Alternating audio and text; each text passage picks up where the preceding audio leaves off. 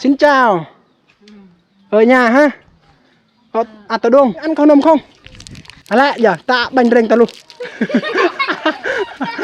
สำหรับ EP นี้เบาเติมอยู่ที่ชนบทเวียดนามทุกคนเราก่อนกินซุปเปอร์ฮอตเพื่อเอาแห้งทุกคนและเดินลุยต่อไปนะลงไหม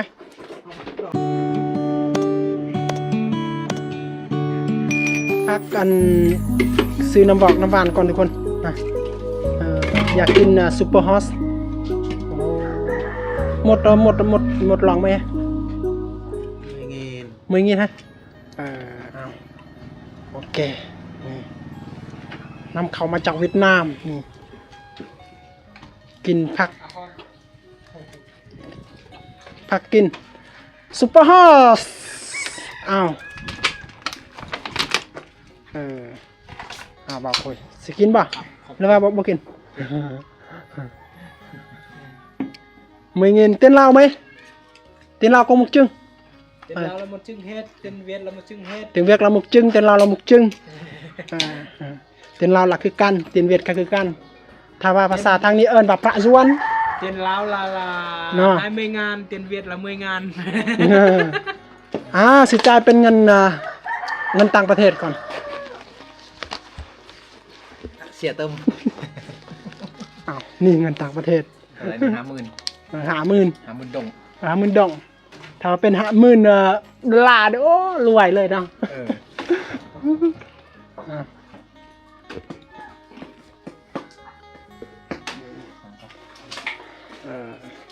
ตามภาษาเวียดนามเอิ้นว่าบากโคนะบากโคป่ะบากโคอันนี้20,000เงินดงโอเคสิให้เนาะน้องเพิ่นกินเพราะเพิ่นก็อยากกินคือกันได้หรือเปล่า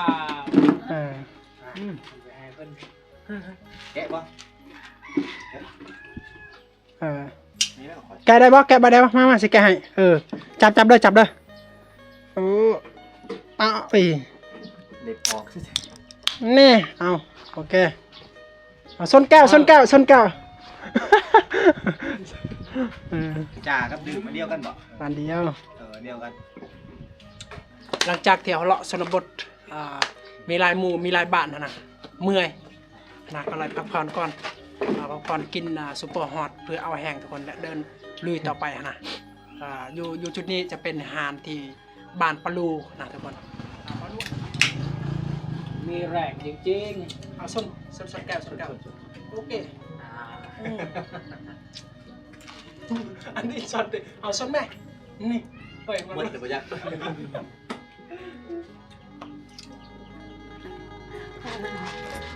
ได้แท้ๆมันจะจอดได้เนาะ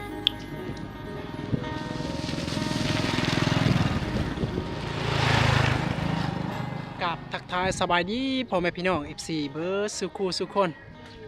FC ฝั่งไทยฝั่งลาว FC ทุกที่ทุกวันเข้ามาติดตามเป็นกำลังใจแก่เบาเติมทุกคนสำหรับ EP นี้เบาเติมอยู่ที่ชนบทเวียดนามทุกคนพาทีมงานพาพี่น้องที่มาจากสวรรค์เขตไปชมไปเที่ยวชนบทเวียดนามที่ในหมู่บ้านห่างไกลซอกเลียกจากตัวเมืองของเวียดนามทุกคนซึ่งจะเป็นหมู่บ้านปาลูนั่นเองทุกคนเพราะว่าปาลูนี้อยู่ลาวเฮาก็จะมีปาลูอยู่เวียดนามก็จะมีปาลูนะแต่ว่าปาลูอยู่ที่เวียดนามนี่มันอพยพจากปาลูที่ลาวเฮานั่นเองทุกคนนะนี่เฮือนซานบ้านซองของกระเจ้านี่ส่วนหลายกระเจ้ามักกะเวลากระเจ้าเฮ็ดเฮือนนี่กระเจ้าน้อยครอบครัวที่กระเจ้ามีไม่แปลนกระเจ้าจะเอาสังกะสีนี่ออมมันเฮือนได้นะฝากนั่นก็จะเป็นลาวเฮาล่ะทุกคนนะตอนนี้เราจะพาเบาโนดพาเลาะไปที่เวียดนามไปชมเบิ่งชนบทเวียดนามจะเป็นแนวใดนะก็คือชนบทปาลูนั่นเองเพราะว่าหลังจากที่เฮาพักกินน้ำกินในเอาเหือเอาแห้งเพื่อจะลุยคลิปต่อไปนี่เราจะเริ่มจะพาทุกคนไปเบิ่งไปชมบรรยากาศในหมู่บ้านปาลูนี้เองทุกคนเพื่อจะได้เบิ่งวิถีชีวิตของชาวบ้านแต่ว่าบางครอบครัวนี่กระเจ้าก็จะไปให้ไปส่วนแล้วทุกคนพออยู่เขตนี้กระเจ้าก็จะเฮ็ดส่วนเฮ็ดให้แล้วทุกคน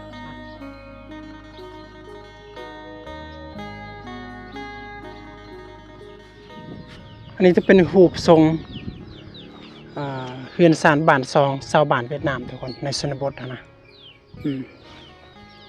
นี่เฮือนนี่ทุกหลังคามันคล้ายๆกันหมดทุกคนเพียงแต่ว่าแตกต่างอาจจะเก่าจะใหม่อันนี้จะเป็นเฮือนดั้งเดิมเฮือนสมัยโบราณตะกี้นะเฮือนหลังนี้น่าจะประมาณ30-40 กว่าปีเลยจะเป็นเฮือนเก่าเฮือนเดิมนะตอนสมัยตะกี้นี่เขาเจ้าจะมุงหลังคานี่เขาจะเห็นว่าใบบุญหรือว่าหญ้าค่าใบหวายเขาเจ้ามุงนะแต่ว่าเมื่อเขาเจ้ามีเงินเขาเจ้าก็ซ่อมแปลงเจ้ากระเบื้องมามุงหลังคาแทนนะอยู่ชนบทเวียดนามนี่นะมีบางคนเขาเจ้าก็ฮู้ภาษาลาวเพื่อกันได้ทุกคนนะโดยเฉพาะกับคนเฒ่าคนแก่คนดังคนเดิมเขาเจ้าจะฮู้ภาษาลาวแต่ว่าภาษาเวียดนามแข็งแรงกันแต่เขาเจ้าฮู้นะเพราะว่าเขาเจ้าก็เป็นประชาชนเวียดนามเด้แต่ว่าเฮาก็พอล้มกันได้เว้ากันได้นะก็บ่แม่นว่าฮู้หมดทุกอย่างแต่ว่าพอล้มกับชาวบ้านกันได้นะจะเป็นกลุ่มชนเผ่าเฮานั่นเองนะแต่ว่าบ่แม่นว่าเผ่ากะโดแต่ว่ามันเป็นชนเผ่าแต่สามารถเว้าร่วมกันได้ฟังกันได้นะภาษานะ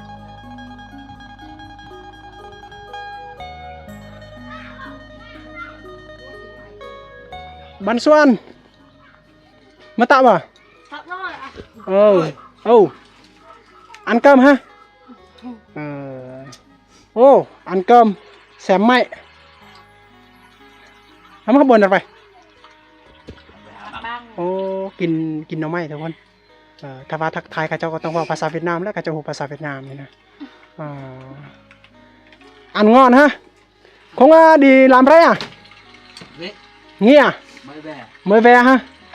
อ้าวเริ่มแล้วแต่ว่าพอร่วมกันได้กับสาวเวียดนามพอมีวีซ่าอยู่ โอ้โหลามสั้นแบบนี้ฮะไปkhôngลามสั้นลามlúaฮะtrồng lúa làm săn bênนี้họ mổกี่mấy rồi chưa bàn ha mời trồng ha có tháng 12 tháng 1 นี่ban phải không có tháng 1 tháng 3 để sắp ban hả tháng 3มา sắp xếp ban ha เอาเพราะอยู่เขตนี้เขาเจ้าขายน้ำมันต้นนี้เขาเจ้าไปขายอยู่บริษัทอยู่กรุงตีนั่นเองทุกคนนะนี่จะเป็นเขาเจ้าเป็นจุดที่เขาเจ้าเฮ็ดอาหารการกินจะเป็นเฮือนครัวนะโอ้โหถ้าว่าเฮาฮู้ภาษานี่เฮาสมัครร่วมกับชาวบ้านเขาเจ้าได้ทุกคนเพราะว่าชาวบ้านเขาเจ้านี่ใจดีเว้านัวหัวหมวนนะเป็นคนมีจิตใจดีบางคนอาจจะเฮือนซานกะคับแคบแต่ว่าจิตใจนี่กว้างขวางนะแต่ว่าถ้าเฮาบ่ฮู้นี่เฮาเห็นว่าเขาเจ้าหั่นขี้คุยแต่บ่แม่นว่าขี้คุยเพราะว่าเขาเจ้าจะบ่ฮู้ภาษาเฮานั่นเองอ่านกะคงอ่านน่ะโอ้เด็กน้อยเขาเจ้าก็ฮู้ภาษาเวียดนามเอ้าฮอนเนาะขอบใจตรงไหนโอ้ขอบใจโอ้ว่าภาษาลาวเป็นเนาะเอาขอบใจตรงว่าวันขอบใจหั่นไม่อ่านกี่ไรให้จับเลยสั่งเลยนี่บรรยากาศตอนนี้เป็นบรรยากาศยามเที่ยงทุกคนแต่ว่าเขาเห็นว่าเหมือนบรรยากาศตอนเย็นหรือว่าเหมือนบรรยากาศตอนเช้าเพราะว่าเป็นบรรยากาศฝนตกนะอยู่ทางเวียดนามนี่ช่วงนี้ฝนตกตลอดทุกคนนะอากาศอยู่เขตเฮากับอากาศอยู่ทางเวียดนามนี่คือกันนะเพราะว่าเฮาก็ตามแถวเบิงฝนฟ้าอากาศนี่อยู่เขตเฮาก็เอาเป็นอากาศแค่สั้นนั่นเองทุกคนอากาศในหมู่บ้านเฮาอยู่หันอากาศร้อนกับอากาศหนาวนี่อากาศหนาวหลายกว่านะทุกคนโอ้มันส่วนโอ้สั่งตัดผมได้นี่โอ้อยู่ในเมืองนี่ต้องเสียเงินเลยเขาจะตัดผมแบบนี้แต่ว่าอยู่ในชนบทนี่เขาจะตัดฟรีไม่ได้เสียเงินหรือบนผิดพระเลยตัดคิดเลยกันจะตัดโยนตัดโยนอันที่ตัดสางกินสางก็บอกว่าต้องกินบ่มันเยอะ ภาษาเขาเจ้าเอิ้นว่ามึมถือว่าภาษาเบาเติมเอิ้นว่าเยอะถ้าเป็นภาษาลาวล่ะแล้วภาษาเวียดนามมัน200นะเขาเจ้าจะฮู้ภาษาเวียดนามหลายได้เพราะว่าเขาเจ้าฟังเพลงนี่จะเป็นเพลงเวียดนามทั้งนั้นนะแต่ว่าบางคนเขาจะฮู้ภาษาลาวเขาจะฟังเพลงลาวคือกันนี่เห็นบ่รถรางพาหนะของเขาเจ้านี่เขาเจ้าใช้เป็นยี่ห้อ Honda จะตึกอ่ะกินบ่กินบ่เราเดี๋ยวเราเสียให้ขนมให้แกเจ้าก่อนโอเคกินม่วนกินซื่นซื่อ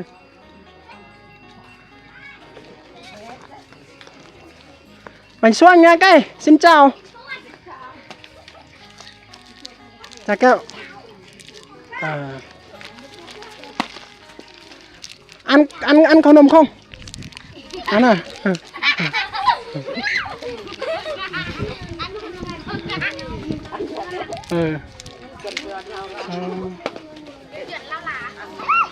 โอ้อันนี้วิถีชีวิตเด็กน้อยในชนบทนะมันอยู่ใส่กันคือกันหมดนั่นแหละระวังเด้อระวังเด้อ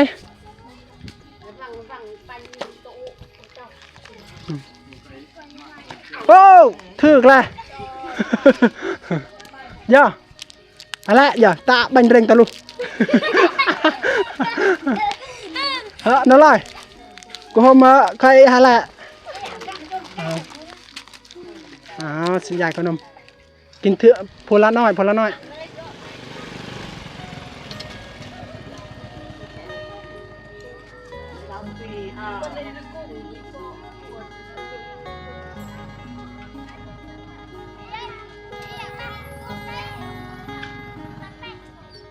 อันนี้จะเป็นเฮือนแบบผูกทรงดังเดิม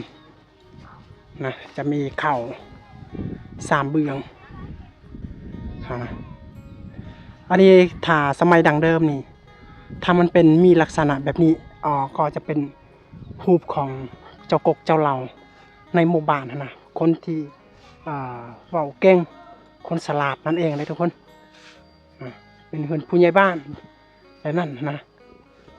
อันนี้จะเป็นรูปทรงดังเดิมเลยเบื้องผาแอมของเจ้าผาแอมแบบนี้มีความหมายกันเลยทุกคนก็คือเบาตะเบานั่นแหละเขาจะใส่แบบนี้มันจะเป็นเฮือนครัวอยู่เขตนี้เขาจะใส่ฟืนคือกันก็คือเขตบ้านเฮากันทุกคนเขาจะใส่ฟืนเขาจะบ่ใส่ฐานและเฮือนครัวคล้ายคือกันอยู่ทางเขตเฮาคือกันเฮือนครัวนี่เขาจะเฮ็ดต่างหากเขาจะแยกเอานะพักนั้นก็จะเป็นเฮือนที่เมื่อมีแขกคนมาเขาเจ้ากะเชิญไปขึ้นอยู่เฮือนหลังใหญ่ฮั่นอยู่เฮือนหลังนี้แม่นเฮ็ดอาหารการกินอย่างต่างๆแม่นอยู่จุดนี้อันนี้จะเป็นเฮือนครัวส่วนหลายเขาเจ้าจะเฮ็ดเป็นกระเบื้องได้สังกะสีนี่บ่ค่อยทนปานใดถ้าว่ากระเบื้องนี่มันคือกับหญ้าคาเด้อทุกคนหญ้าคาในเฮือนครัวหันทนทานอีดีนี่รูปทรงเฮือนกอในชนบทเวียดนามหรือในเขตเวียดนามนี่ก็ประมาณนี้ได้ทุกคนรูปทรงเฮือนกอของเขาเจ้าตกแต่งอยู่ข้างในข้างนอกนี่ก็ประมาณนี้ส่วนลายครับ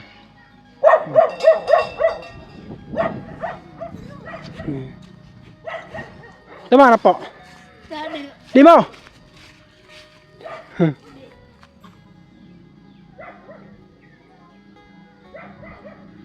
สินเจ้าอะไรเจ้าเรียกบอกฮะงอนข้องเรียกบอกหันงอนข้องงอนฮะ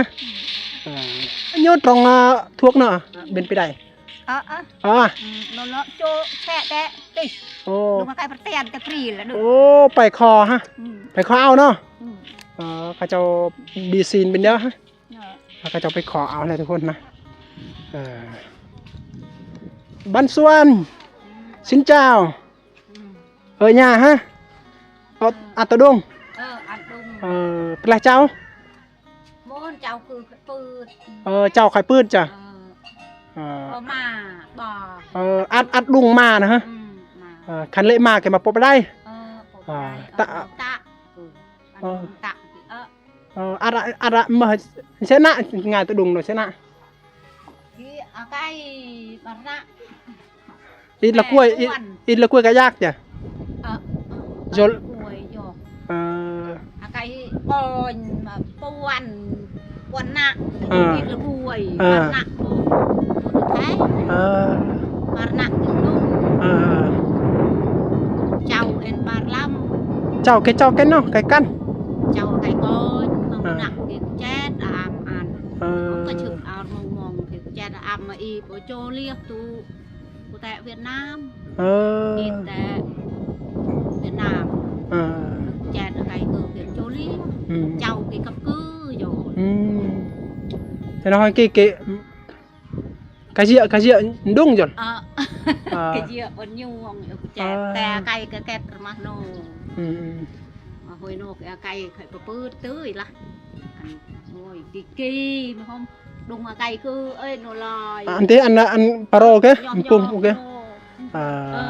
เฮ้ยมาเอาvợ cho là vợ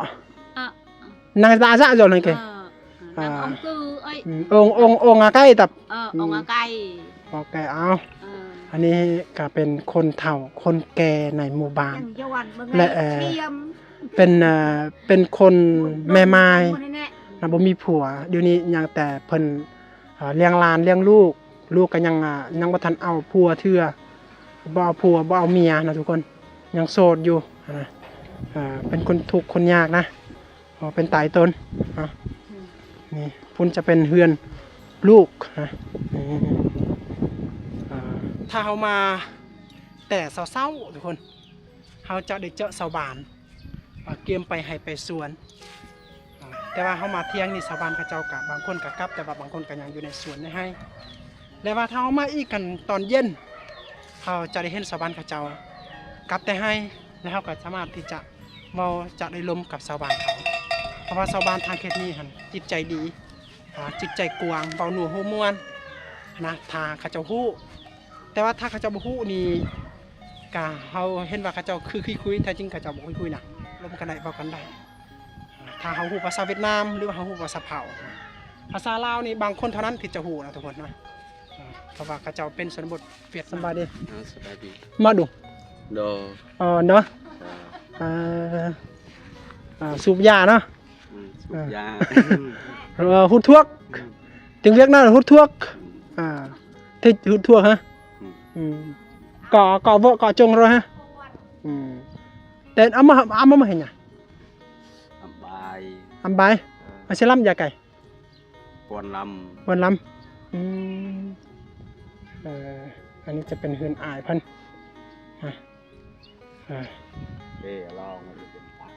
ใช่ละลองพูดบ่ลองนี่พันหาก็เลื่อยใหม่อยากสร้างเฮือนทุกคนแต่ว่าเธอละเล็กเธอละน้อยเมื่อได้เงินมาเพิ่นก็ทยอยเลื่อยทยอยเอาไว้ใหม่นะเพราะว่าเฮือนอันนี้ก็มันไปแล้วถ้าคนทั้งมีนี่ก็เจ้าจะสร้างทีเดียวก็ได้แต่ว่าเฮาคนทุกอย่างนี่เฮาก็ต้องเอาไว้แบบว่าทอนโฮมให้มันลายๆนะได้เงินจากขายมันได้เงินจากทำงานก็เจ้าก็เลยใหม่เพราะว่าอยู่แค่นี้ใหม่อาจจะยากแน่เลยโยงก็ลองแต่เด้อเลยโยงเด้อก็โยงก้อยด้วนเวลากระเจ้าสร้างเฮือนนี่บ่ธรรมดาไม้นี่บ่แม่นใกล้ๆหั่นพูนแถบผู้พุ่นทุกคนแต่นี่ไปหาพุ่นน่าจะประมาณ8-9 ลักพุ่นแหละแต่แบกเอานะบ่สามารถรถเข้าไปได้หั่นนะทุกคนแต่ว่าขนาดโดยใช้จิตบ่เวลาไม่ครอบครัวไอ้ตะกลางชวนหลังไม่ครอบครัว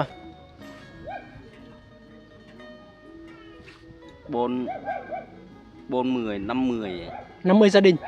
50 gia đình mà ngày chồng nhẹ càng chuanเลยvà gia đình ngày nhục nhà tầm mẹ lầnเลย 40 gia đình อยู่นี่40 gia đình ถ้าภาษาลาวเอิ้นว่า40 ครอบครัวเลยทุกคนแต่เขาเจ้ามักจะเอิ้นว่า40 gia đình นะถ้าว่าอยากเว้ากับเขาเจ้านี่เว้าภาษาลาวนี่เขาเจ้าเข้าใจยากเพราะว่าเขาเจ้าบ่เคยไปที่ลาว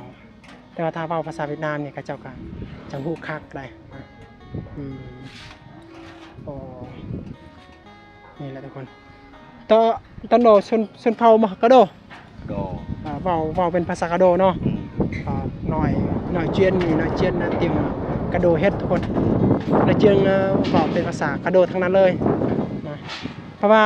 ภาษาของกระเจ้านี่กับภาษาของเบาเติมนี่อาจจะแตกต่างแหน่จักหน่อย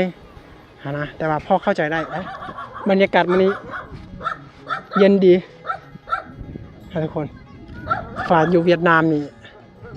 อากาศเย็นหลายกว่านะนี่โอเคทุกคนอันนี้เป็นบรรยากาศหมู่บ้านปาลูนะปาลูที่เวียดนามเด้อที่เรามีโอกาสได้พาทีมงานก็คือบ่าวโนดที่มาจากทางสวรรคเขตได้มาเที่ยวมาชมชนบทเวียดนามทางใกล้ๆนะทุกคนนะหวังว่าเราก็ได้แบ่งปันบรรยากาศและความสุขในหมู่บ้านปาลูที่เวียดนามทุกคนโอเคละก่อนไว้เจอ EP ต่อไปติดตามต่อไปทุกคนบ๊ายบาย